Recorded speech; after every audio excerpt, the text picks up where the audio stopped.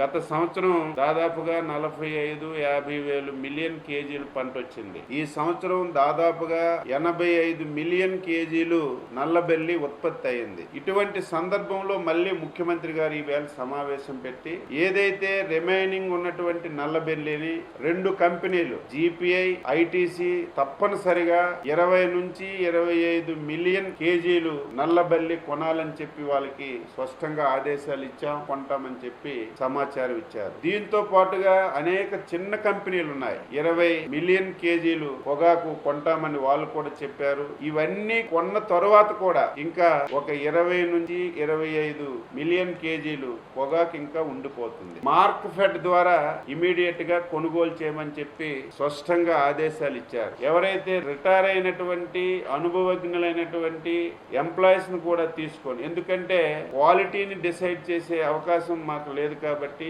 వాళ్ళు డిసైడ్ చేసే విధంగా ఈ 7 మార్కెట్ యార్డుల్లో మెయిన్ క్వాలిటీ 12,000కు తక్కువ లేకుండా కొంటాం. మిగిలినటువంటి 2 క్వాలిటీస్ ఉంటాయి. ఈ 2 క్వాలిటీస్ కూడా అక్కడ పరిస్థితులను బట్టి ధరలు నిర్ణయించి ఏదైతే కంపెనీలు కొనగా మిగిలినటువంటి ప్రతి పొగాకు రేకు కూడా మార్కెట్ ద్వారా కొనాలని చెప్పి ప్రభుత్వం నిర్ణయించిందని చెప్పి సందర్భంగా తెలియజేస్తున్నాను.